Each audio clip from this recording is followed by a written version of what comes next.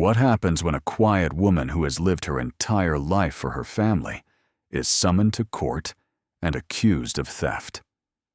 Her response in the courtroom left even the judge speechless. You won't believe who stood up and what he said. Water was boiling on the stove. Not soup, not tea, just boiling water. Clara held an old clothespin in her hand, clenching it until her knuckles turned white, as if that would change anything. She stood at the sink as she always did, slightly stooped, in a worn robe with a frayed collar, her lips pressed together. The kitchen smelled of old dust, lemon cleaning product, and boiled cabbage, which Maria's children, the eldest son's wife, had finished eating yesterday. Maria herself did not eat cabbage. She snorted, saying, "Such smells are from the old days." But they ate everything. Clara poured the water into the sink, sighed, and put the clothespin back in the jar. On the table was a bowl of soaked bread for the pigeons. She didn't feed them outside, only from the balcony. The neighbors complained if they saw someone scattering crumbs at the entrance. Once they even called the police, and then discussed it at length in the neighborhood chat. The old woman has lost her mind. She's raising pigeons again. "Mom, have you seen my socks?" Thomas, the younger son, appeared in the doorway. 40 years old, twice divorced, one lone, still temporarily living with his mother. "They're in the dresser, behind the t-shirts," she replied softly. I looked. "They're not there." She didn't answer. She knew the socks were there. He just wasn't looking. He never looked. He just waited for someone else to find them for him. Thomas went into the room and slammed the drawer open. Then, irritated, he said, "Found them, but one's black and the other's blue." "They were the same 10 years ago," Clara smiled weakly. "Not anymore." He didn't appreciate it. He left, slamming the door behind him. She remained in the kitchen. She sat down at the table, staring at the cup with a sip of yesterday's tea still in it. The walls were damp. The cold penetrated to her bones.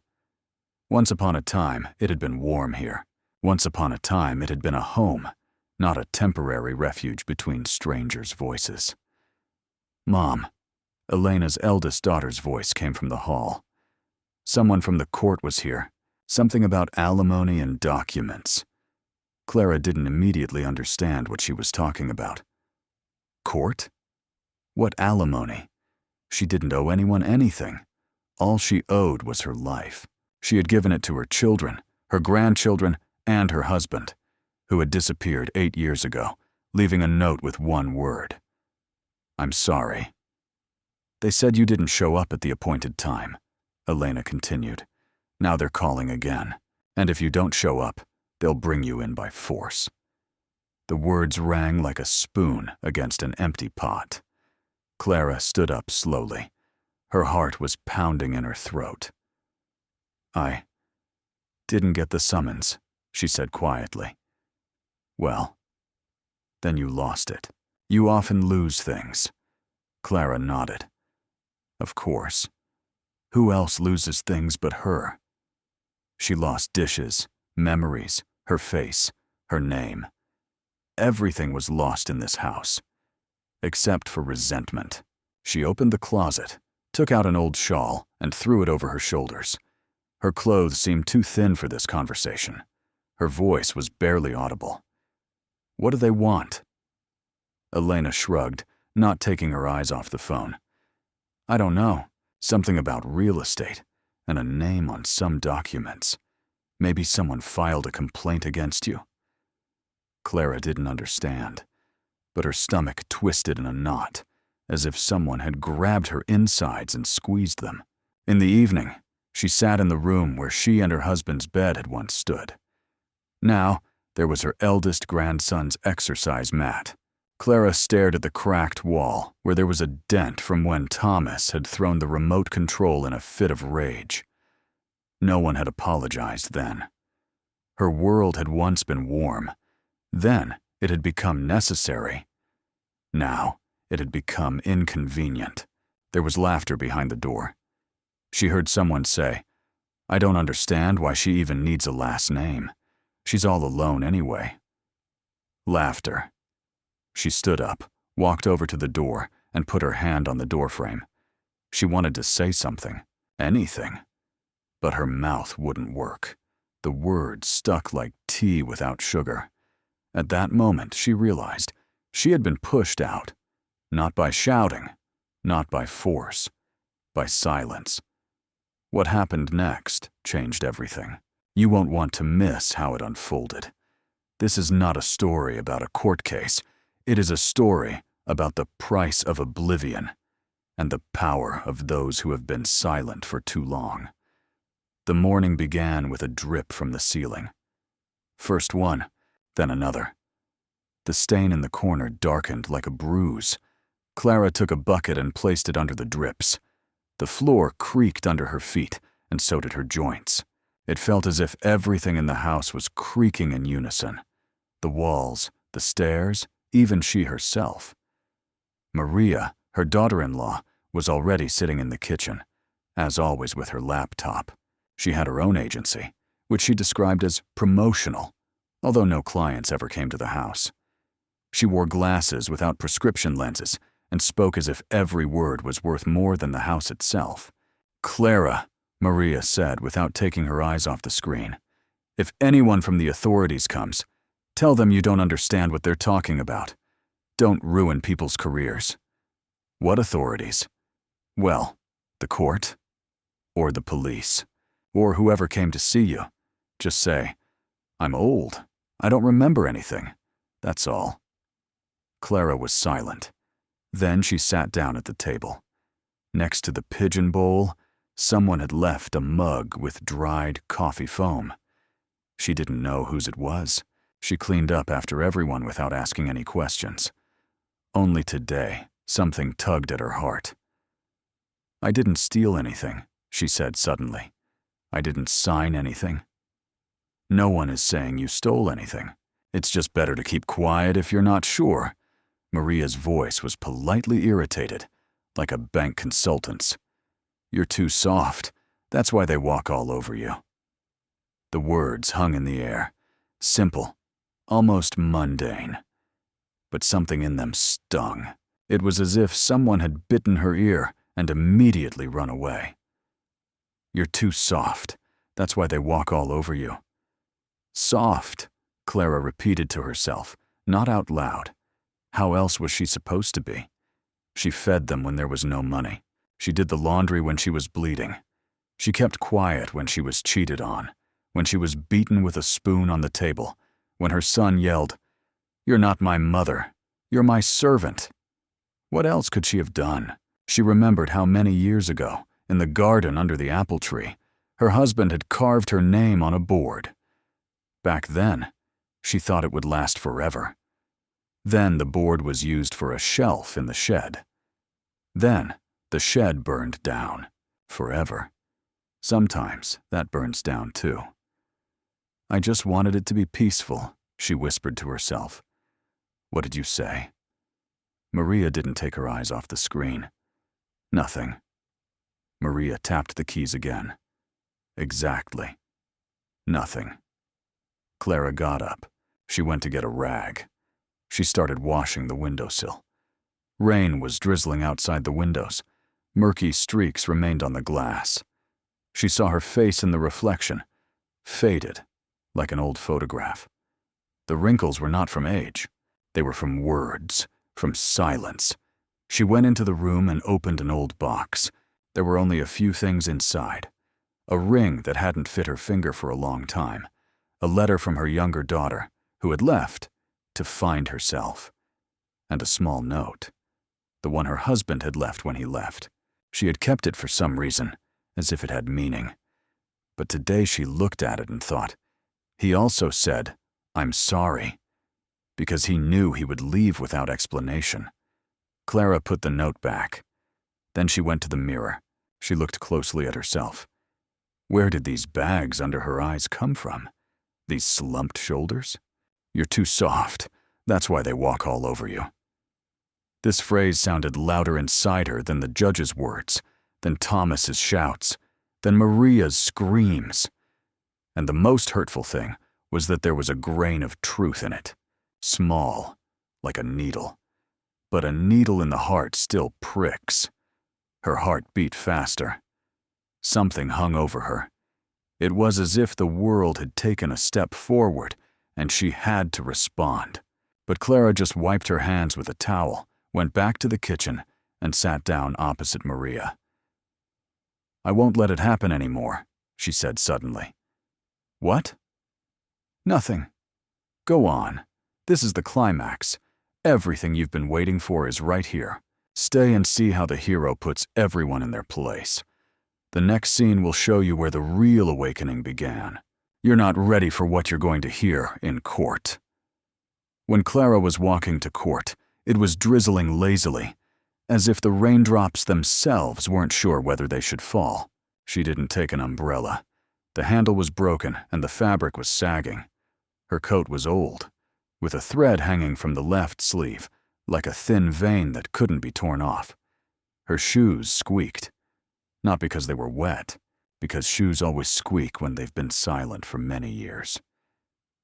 She was standing on the bus. There was nowhere to sit. The young people didn't look up. Some were on their phones, some were asleep. A girl in a colorful jacket suddenly stood up, but not for her, but for a pregnant woman who had coughed loudly. Clara held on to the handrail, feeling pain in her elbow. No one looked at her, and that was normal. The court was located in a building with peeling plaster. The hallway smelled of wet paper and rotten linoleum. A woman with a box for payment sat by the door. She asked for a surname. Clara gave it to her. The woman nodded. "Ah, the one. About the inheritance." "What inheritance?" Clara blinked. "Well, they'll sort it out." "Go in. The hall is on the second floor, to the right." The hall was almost empty. The judge was young and balding. The clerk was a woman with sharp-rimmed glasses who was typing away on her keyboard. Two men in suits were sitting nearby. One of them glanced at Clara and looked down again. No one said hello. "Come in," said the judge without looking up. "Have a seat." Clara sat down. Her heart was pounding in her temples. "Citizen." The judge looked at the paper. "Clara Rios?" "Yes." "This case concerns disputed property in your possession, namely, the house in which you live. We have information that the property was transferred to you illegally, and a claim has been filed to return it to the legal heir." Clara didn't understand. "I've lived in this house with my family since the beginning." "That's not reflected in the documents," said one of the men.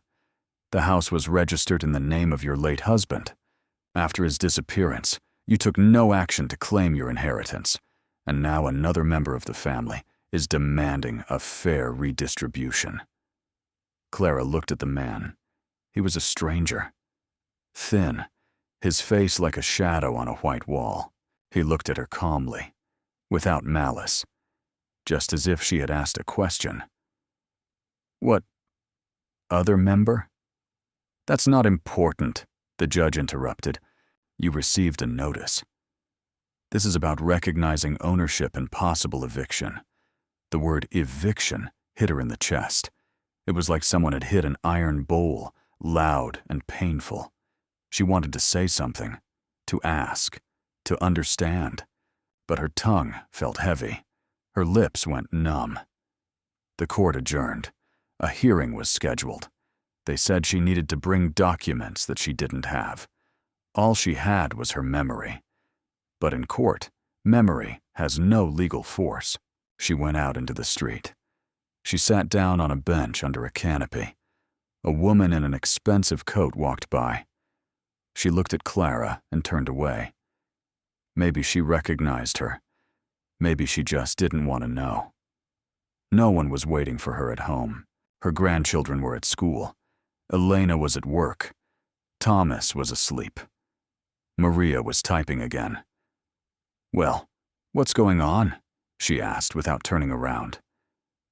"They said they might evict us," Clara replied quietly. "Oh, that." Maria sighed. "It's nothing. We'll find a solution somehow." But there was no surprise in her voice. It was as if she already knew. Clara went into the room. She sat down on the edge of the bed. Socks were scattered on the floor. One curtain was torn. On the nightstand was a cup that didn't belong there. Nothing of hers remained. Not the scent of her perfume. Not the book with dog-eared pages. Only a box of letters and an old jacket she didn't wear because it might come in handy for a funeral. She remembered how children had shouted, run, and drawn on the walls in this house. Then she remembered how the adults yelled at each other, slammed doors, and accused each other. Then there was silence. Not a kind silence, but a tired one. A silence where everyone thought their own thoughts, but no one spoke, and now she sat in the middle of that silence, like a glass thrown into the darkness, intact, but unwanted. In the evening, Maria spoke on video again. Laughter. Music.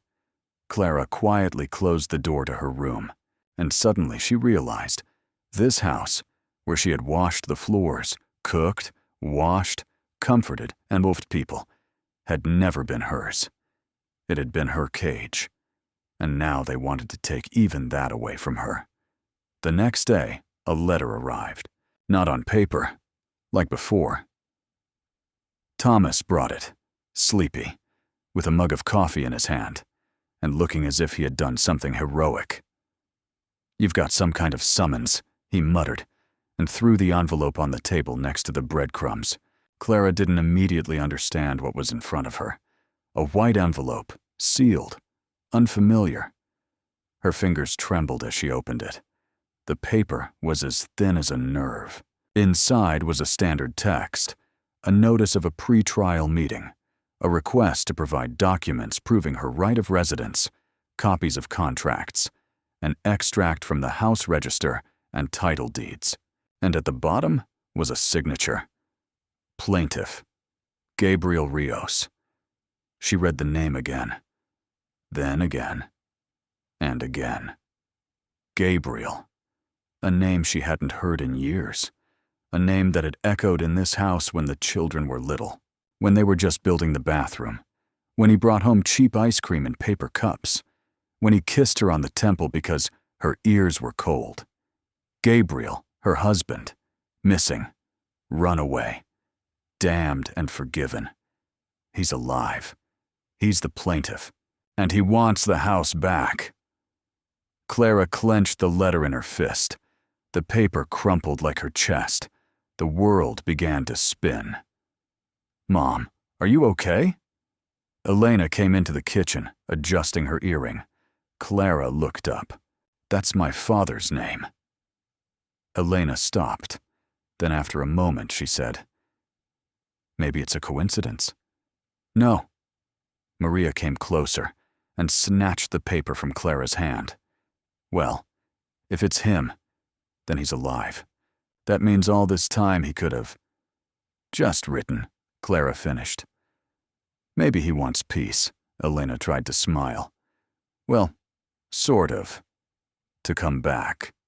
"With a court summons?" Clara smirked. "Nice way to do it." Everyone fell silent. Then Maria spoke again, slowly, as if swallowing something hot.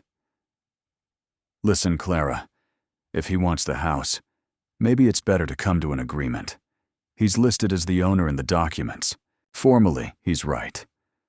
"And as a human being?" Clara asked quietly. "Humanly, you could go to your sister. Is she still alive?" Clara looked at Maria's face. Soft tone, cold eyes. Everything was polite, as always, and as always, essentially, ruthless. She left the kitchen, locked herself in her room. She took an old suitcase from under the bed. It contained his things: a tie, a faded photograph, a couple of letters. She had never been able to throw them away. Now she took them out as if they were material evidence. In the photo, They were standing together at the door of the house. He was holding her by the shoulders.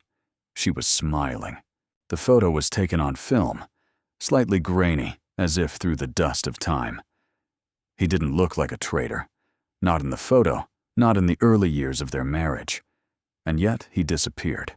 He left only, "I'm sorry." And now he wants back what she had invested her life in. Her hands, her spine, her nights, her smells. The house where she became empty. She went into the bathroom. She looked in the mirror. She remembered how he once said, "You are my quietest place." Quiet? Yes. So quiet that you don't have to go back there. From the kitchen came the sound of someone saying, "If she doesn't move out, there could be a scandal." Well, it's not the first time. Let's say she has memory problems. Are you serious? Why not? No one listens to her anyway. She came out of the bathroom, dried her hands with a towel, went into the room, and sat down at the table. She took out a pen and some paper. She wrote just one sentence. "I'll come to the meeting, but you'll listen to me too." Clara couldn't sleep. She lay on her side, staring at the wardrobe, the same one she and Gabriel had put together when the children were still mixing up their words, and all the arguments were about undersalted soup. The wardrobe creaked. Even the furniture was tired. A dialogue was going on in her head. Strange, like an argument with herself. "You're not going. You're an old woman. What are you going to prove to them?" "I'm going, because if not me, then who? You don't even know how to talk to them. I've been silent all my life. Now let them listen." She got up before dawn. The kitchen was as cold as a basement. Water trickled from the tap. Unhurried, like everything else in the house. She poured some groats into an old pot. Not because she was hungry. She just wanted the house to smell like something human. Thomas entered. His hair was tousled, his eyes cloudy. "Are you cooking porridge again? Why, does it bother someone? No one eats it but you. I don't mind. I eat a lot of things by myself." He yawned and scratched the back of his head. "Listen, I wanted to tell you something. Well, if you do leave, maybe things will be a little easier for us." She stopped, slowly turned to him, a wooden spoon in her hand. "Easier? What do you mean?" "Well, less fuss. Less of this." He didn't finish. "You were born in this room," she said. "I held you when you couldn't breathe. I rocked you when you were teething. And now you're telling me it'll be easier?" He was embarrassed, but he didn't say anything. She turned back to the stove. The porridge had thickened. She turned off the heat and took the pot off the stove. "If you want me to leave," she said without looking up, "just say so. Don't beat around the bush." "No one's kicking you out," he muttered. "It's just, you're making things difficult. The court, the letters, the complaints. And I'm the one who made it difficult by taking you to court?" He didn't answer. Later, it was quiet at the table. Even the grandchildren didn't speak loudly. Everyone ate their porridge. Everyone except Maria. "You know, Clara," she began, putting down her fork. "I've been thinking. Maybe you should take a break and go somewhere. To a friend's house, to a health resort, just to relax, while we sort everything out here." "That's an interesting idea," said Clara. "Will you pay for the trip?" "Well, if you write that you're withdrawing from the process, then yes," Maria smiled, but her eyes were steely. "So if I give up the house, you'll buy me a ticket." "It's not your house," Elena interjected gently. "On paper, it's not yours." Clara looked at them, slowly, as if for the first time. And then, with sarcastic clarity, she said, "Of course. How could I forget? I only lived there. I cooked, cleaned, gave birth. A piece of paper is more important." "No drama," Maria snapped. "No, don't." Clara stood up. Drama is for the stage. This is just cowardly meanness, without music. That evening, she took out an old bag, the very one she had used in her youth to go to the hospital to give birth to Elena. It held everything: a robe, a towel, some food, and her nervous breathing. Now she put other things in it: copies of documents, old letters from her husband, and even the key to the storage room where the box with the children's drawings was kept. She knew they weren't listening to her, but now at least she would have something to say in court. Before going to bed, she sat down on the bed. She looked at the photograph of her husband. "So that's how you decided to come back," she whispered. Through the court. Not through a letter. Not through the door. But through a lawsuit. She got up. She took the photograph off the wall. She put it on the shelf, facing the wall. The day of the hearing was gray. So gray that it seemed as if the air itself didn't want to decide anything. No rain, no sun, no warmth, no final cold. Just stagnation. Like in this house. Clara dressed neatly, without rushing. She put on a dark blue dress that she used to wear only to funerals. She smoothed her hair with water. There were bruises under her eyes, but she didn't try to hide them. At this age, you don't wear makeup anymore. You hide your eyes. No one saw her leave the kitchen. Thomas was looking at something on his phone. Maria was talking on speakerphone with someone about a new project. Elena was lying on the couch with a wet towel on her forehead. She had a migraine. "I'm leaving," Clara said. "Uh-huh," Thomas replied. "Just don't be late, or they'll send the bailiffs after you." "Tell them you don't remember anything," Maria added. "It works for them." Clara closed the door behind her. She didn't slam it. She just closed it. The courtroom was crowded. Some people were pacing nervously in the hallway. Others were dozing, leaning against the wall. She sat down on the edge of a bench and put her bag on her lap. The bag was heavy, not because of its weight, but because of its age. "Citizen Rios," someone called. She entered. The courtroom was almost exactly the same as the first time. The judge was the same.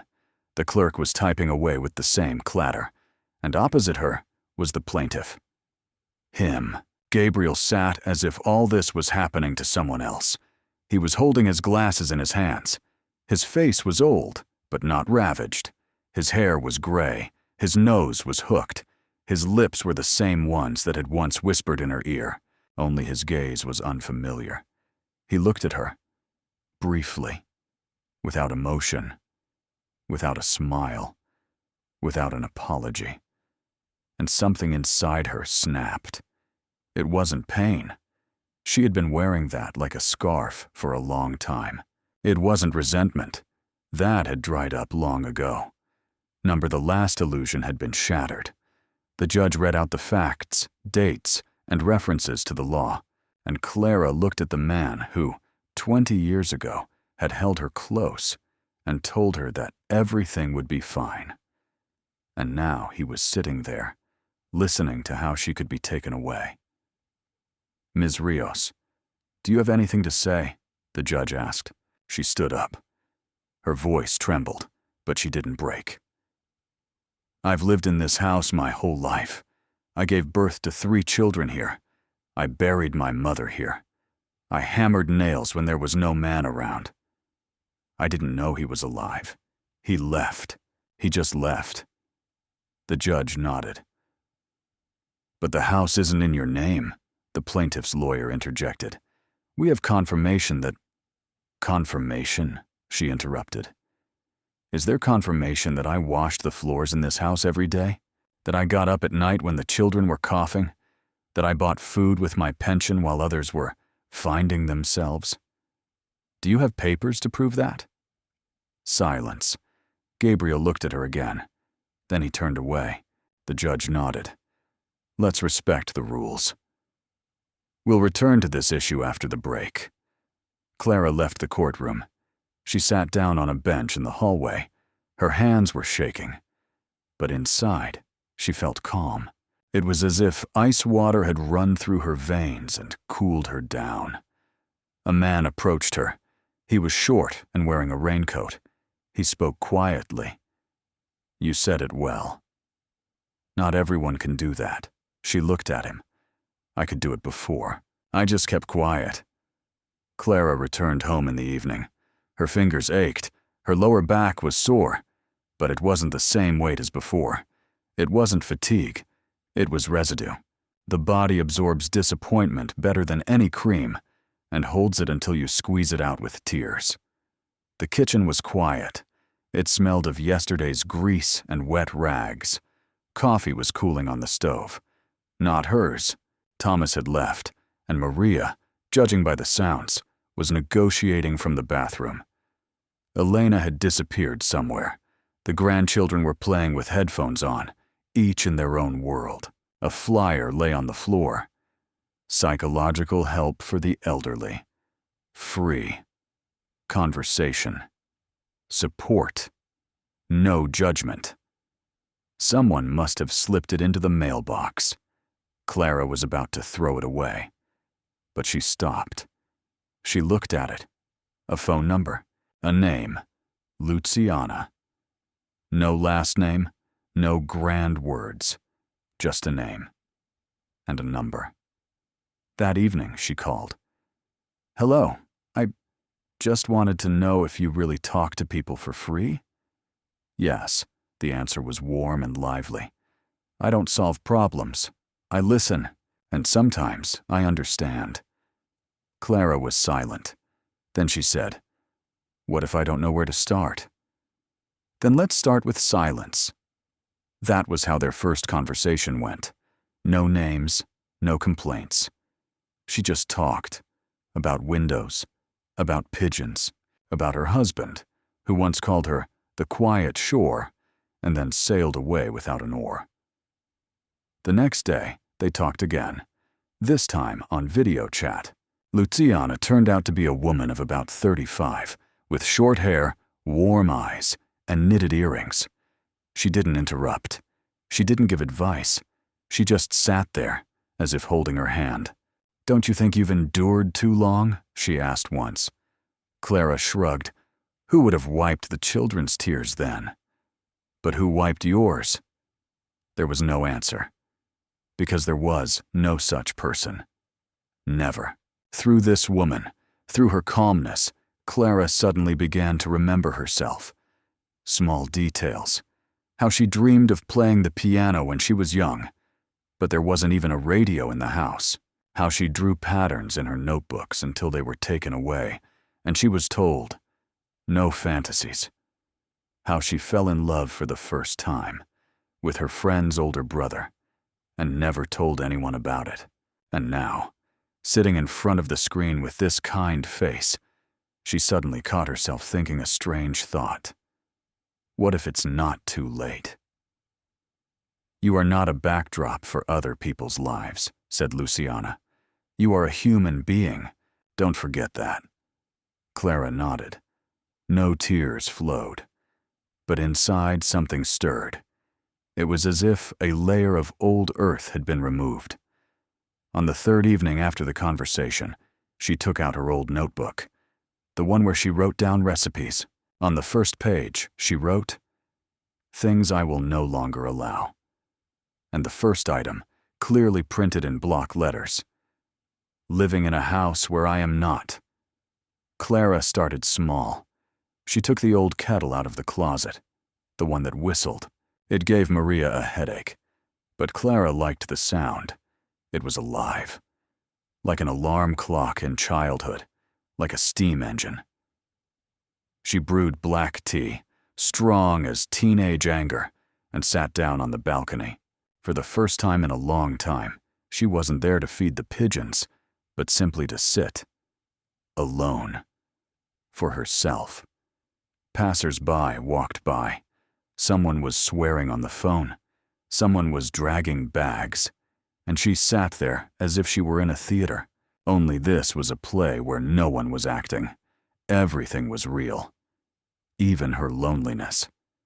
The next day, she went to the local library. It was dusty and smelled of chalky paper and old soap. The librarian was surprised. "Clara, are you looking for something?" "Myself, I guess," she replied. "Well, a book on law."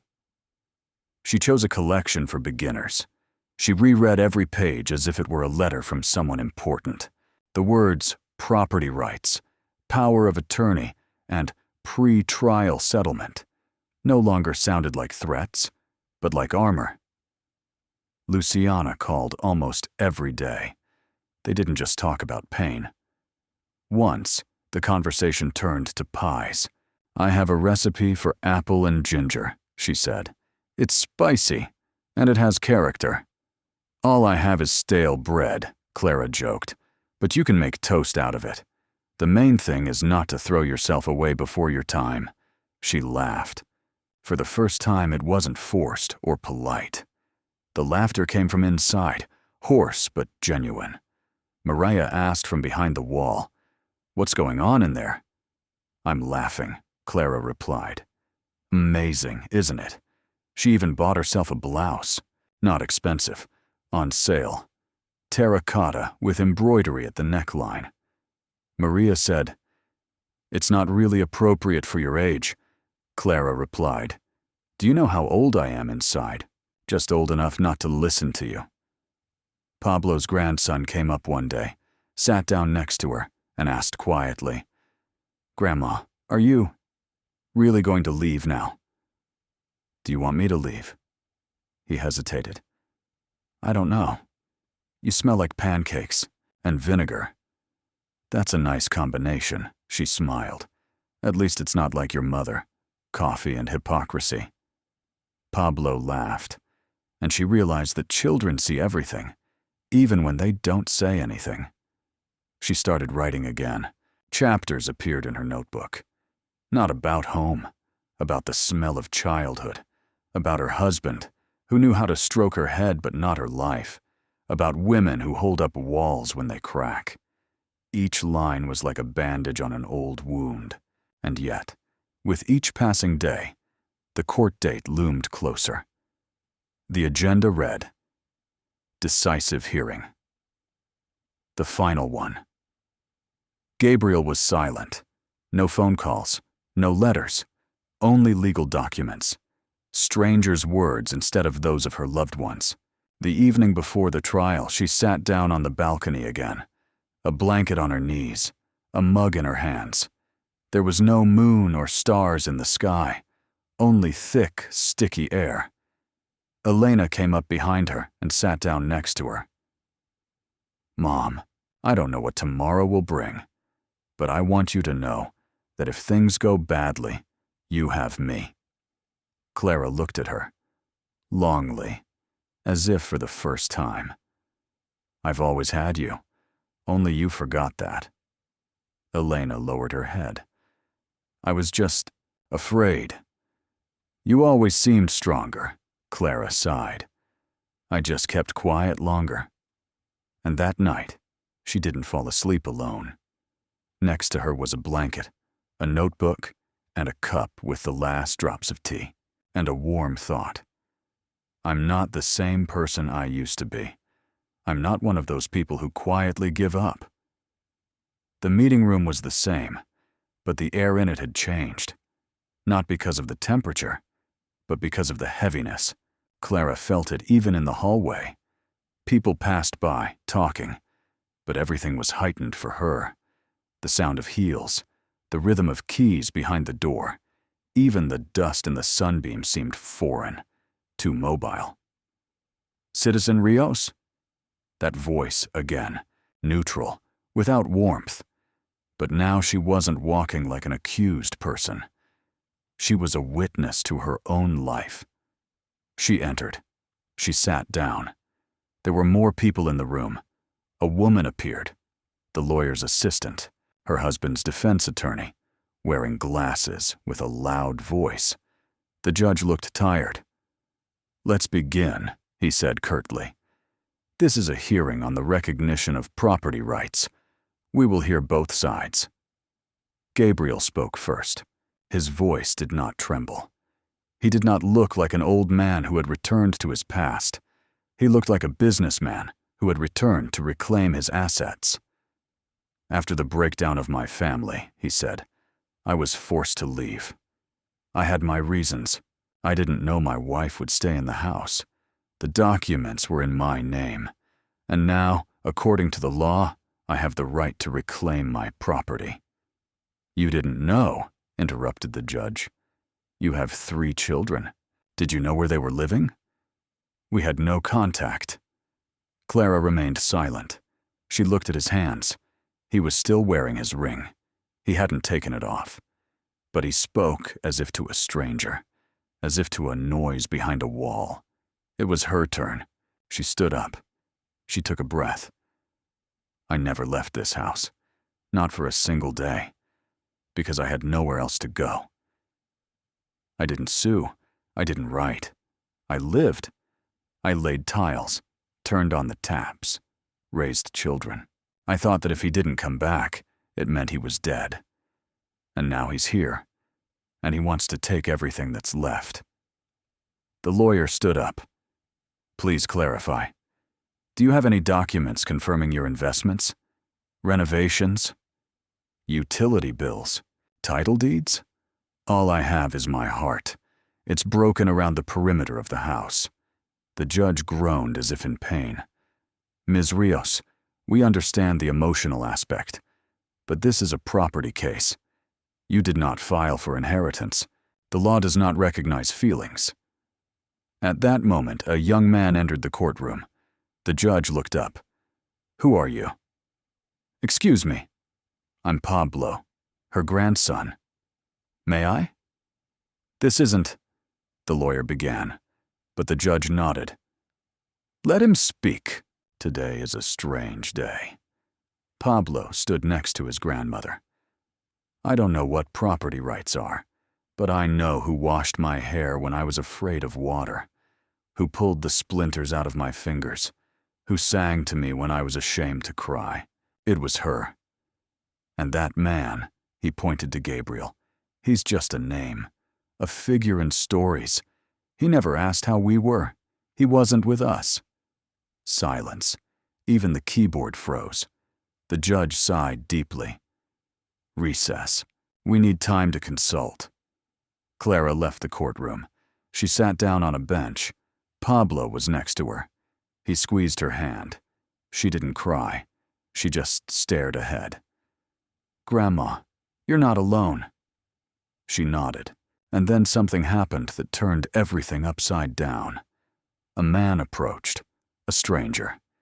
He was holding an old folder. "Excuse me, are you Clara Rios?" "Yes."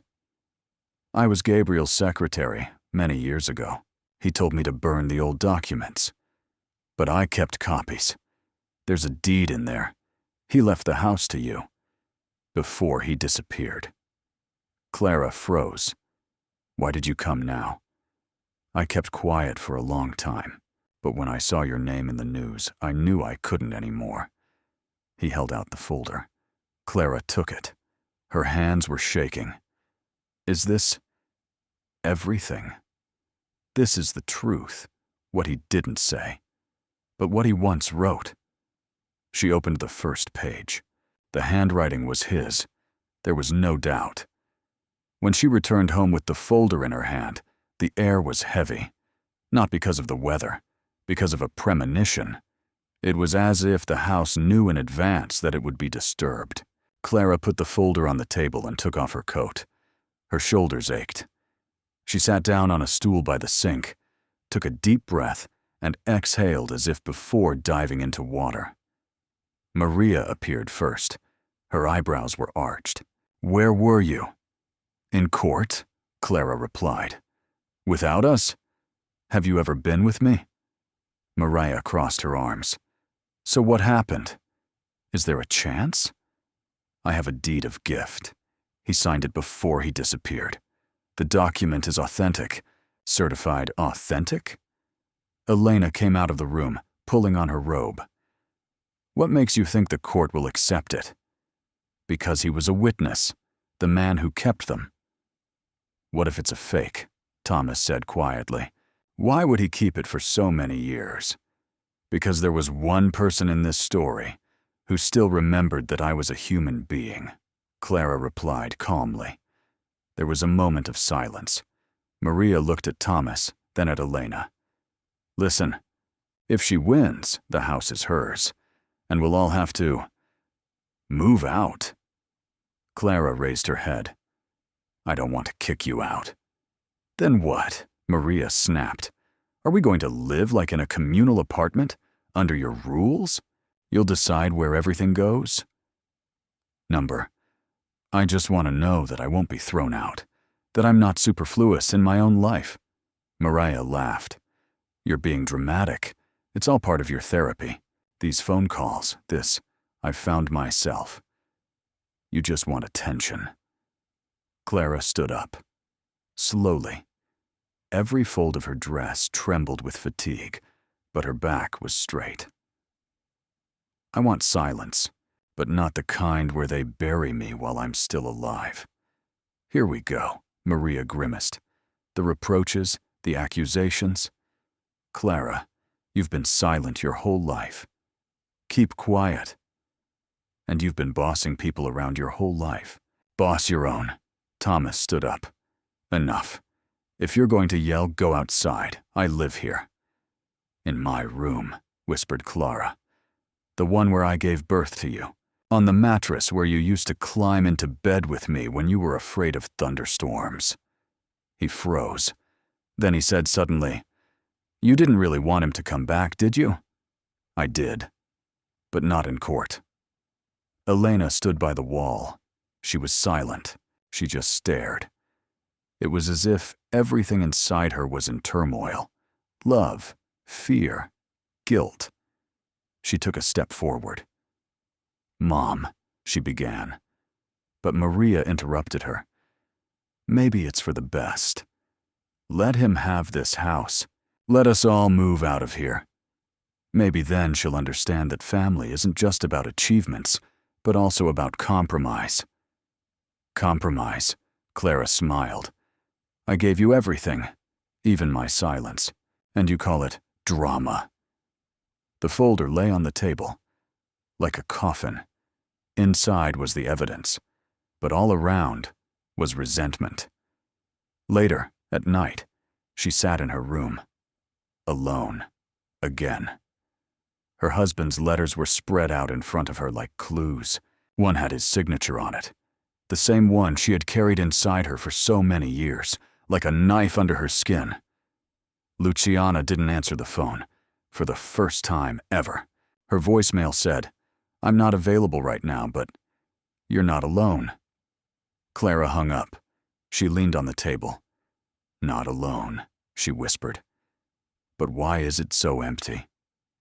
That night, she dreamed of her husband, not like before, young and warm, but like in court, with a strange voice, with documents in his hands.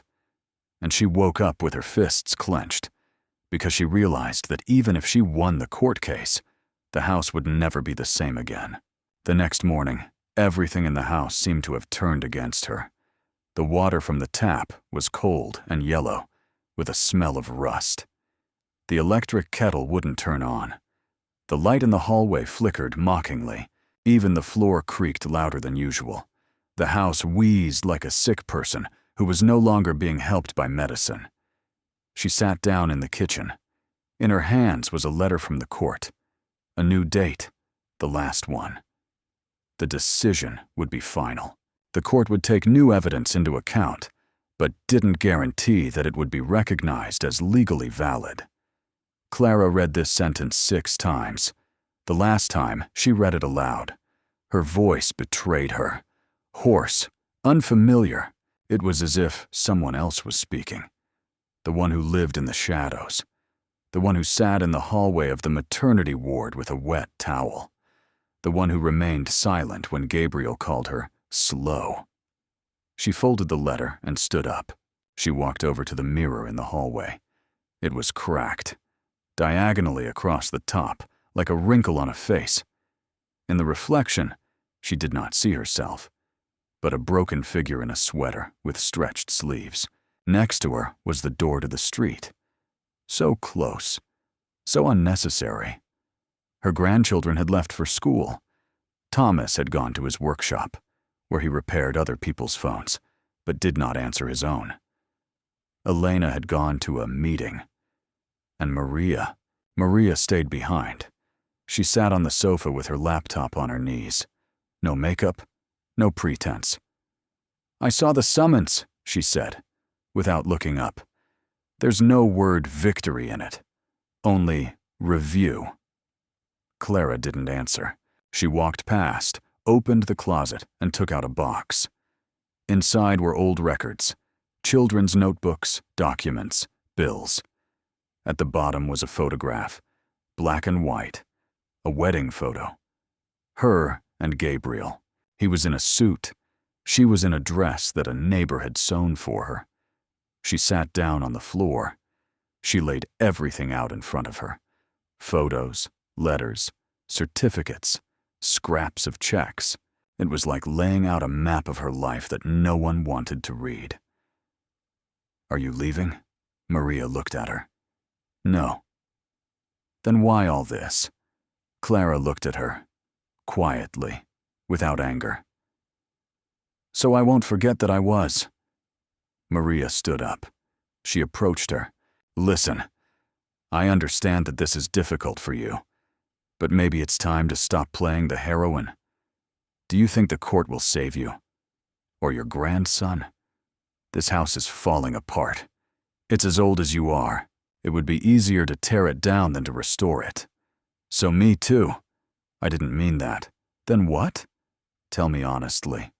Tell me that you were all waiting for me to leave quietly, so I wouldn't get in the way, so I wouldn't make demands, so I would disappear."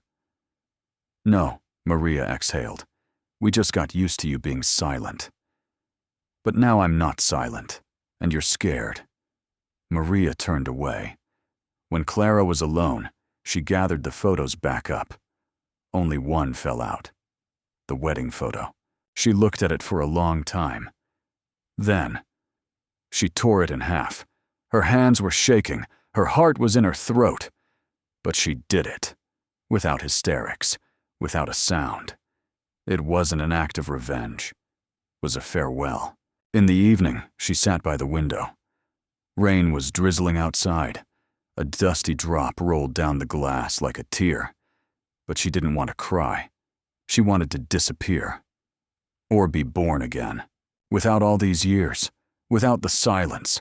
Without the rooms where she had become invisible. Inside, there was emptiness. And in that emptiness, the first honest thought was born. I lost. Everything that was is gone. I am no longer here. The house was asleep. Not the sleep of comfort, but the sleep of a scorched field. Every step Clara took echoed across the floor, even though she was barefoot. The walls breathed old resentments. The towel thrown over the back of a chair seemed foreign. Everything was not hers. She sat down on the edge of the bed. In her hands was a notebook, an empty page, not because she had nothing to say, but because everything had already been said, just not by the right person, not in the right place, not about the right thing. What have I become? She asked herself. Someone who brought soup to her child's mouth, but never said a word to her husband. Someone who gave up her youth for the idea that silence is a virtue. The one who is now discussed among themselves like an old stove. It still works, but it's time to replace it. Her glasses were on the nightstand. Next to them was a cup of half-drunk tea. On the windowsill was a forgotten toy car. Once, all of this was part of something whole. Family, home, life. And now, fragments. And she was between them. Clara remembered how she used to run in the rain when she was young. Her shoes would slip, her hair would stick to her face, but she would laugh. Not because it was fun, but because she was alive. Then she stopped running. She stopped laughing. Everything was replaced by worry, by offerings. In as long as it's peaceful at home.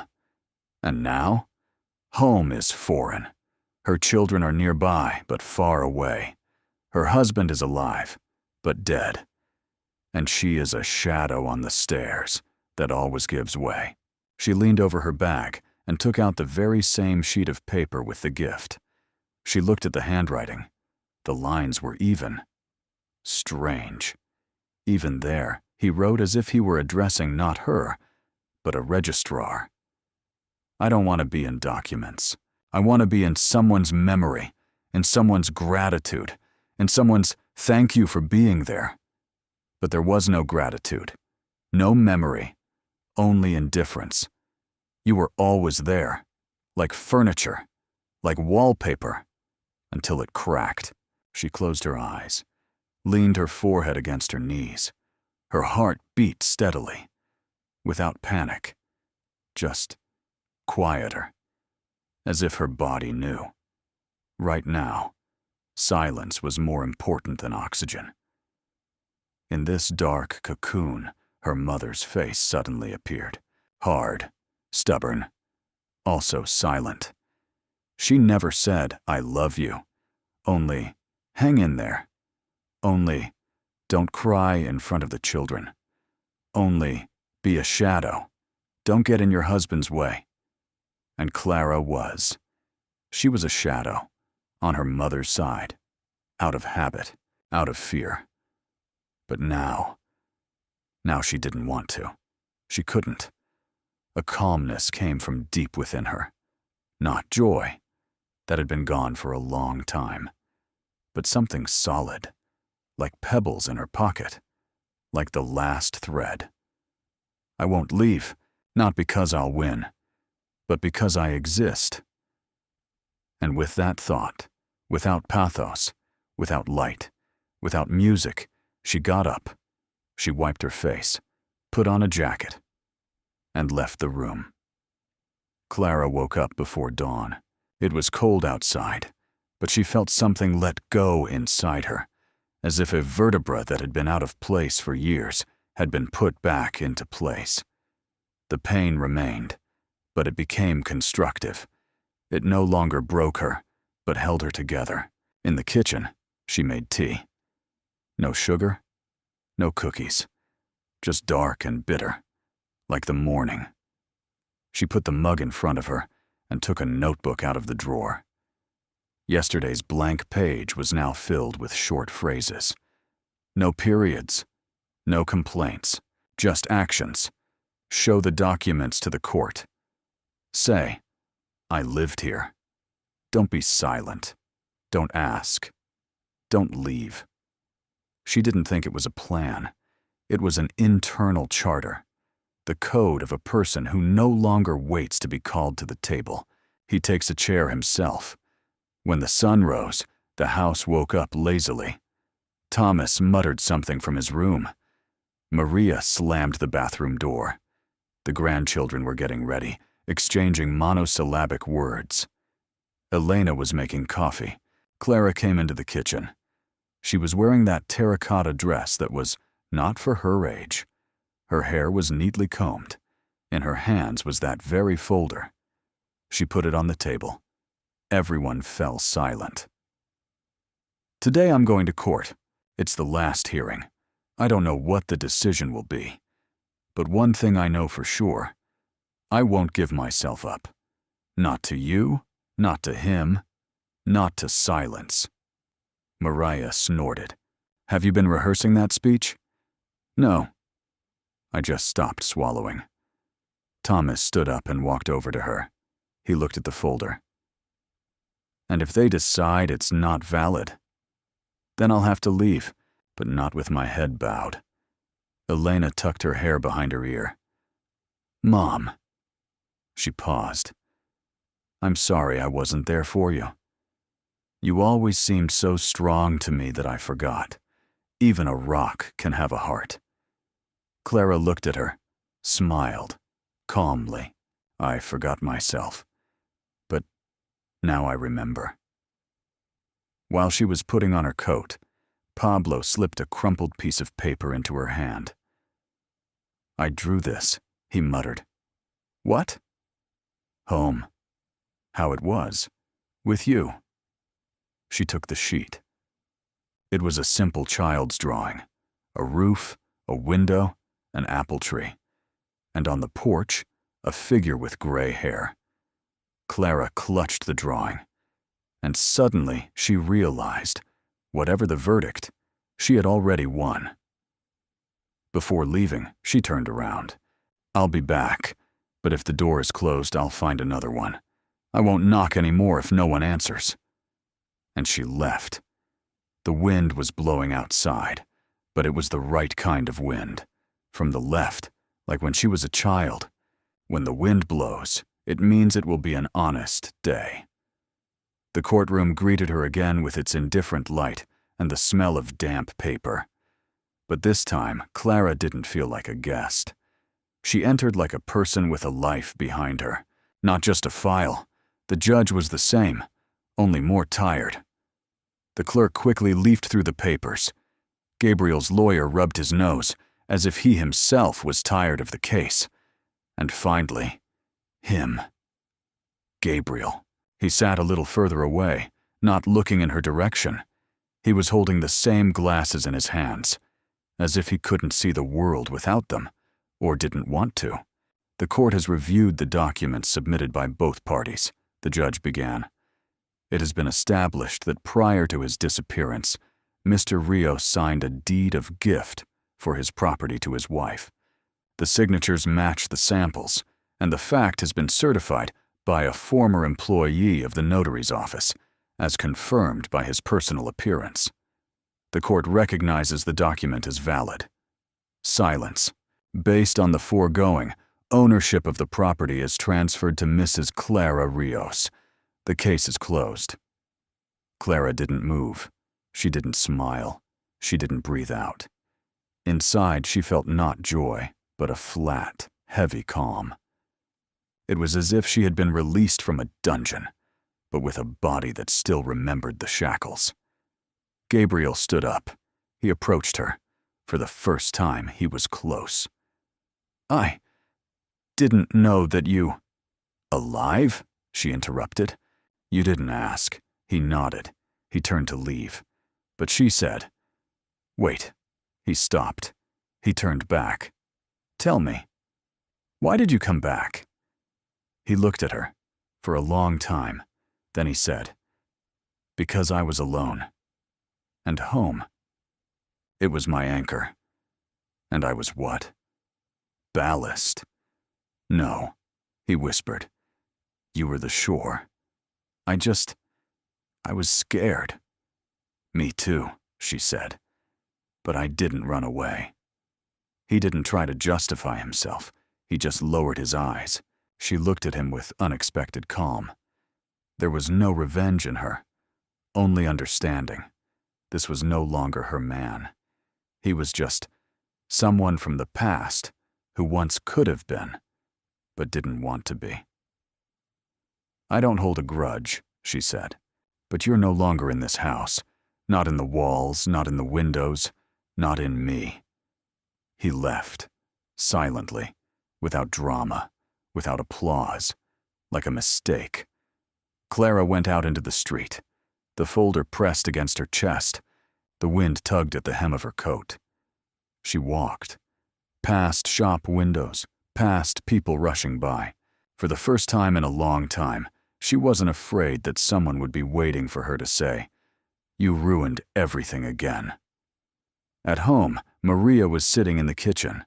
Thomas was standing at the window. Elena was at the stove. Clara put the folder on the table. "That's it. It's my house, officially." Maria shrugged. "Well, congratulations."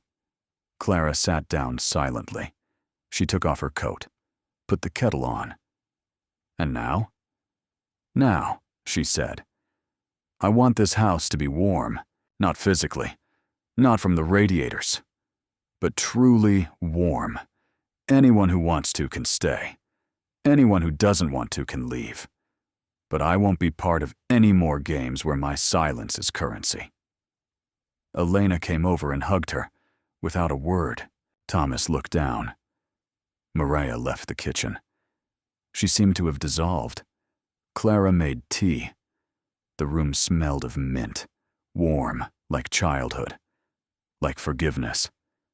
The kitchen was bright, not brightly, but warmly. The morning sun shone through the curtains, casting stripes of light on the table. The kettle hissed quietly. The smell was mint, lemongrass, and something else, almost forgotten. Perhaps tranquility. Clara sat by the window. In front of her was a cup.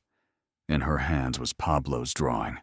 A house, an apple tree, a woman with gray hair on the porch.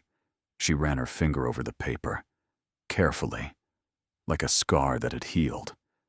Behind her stood a wardrobe, the same one. It creaked. But now it was a friendly creak, as if it were greeting her.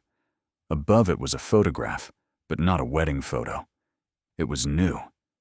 There she was, Elena, Pablo. No poses, just a moment. Random. Real.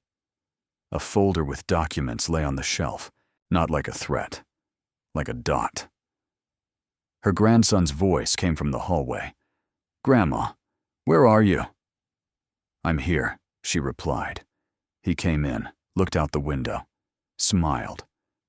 "Can I show you another drawing later?" "Of course," she said. "We have plenty of time now." She took a sip of tea, closed her eyes. In her head there was no judgment, no voices, no guilt. Only her steady breathing. Only one thought. I didn't win. I just stopped disappearing. And that was enough. If you've ever felt like no one hears your voice, write the word "notice" in the comments. Let this story be a reminder. Even the quietest person can change everything if they decide to speak up.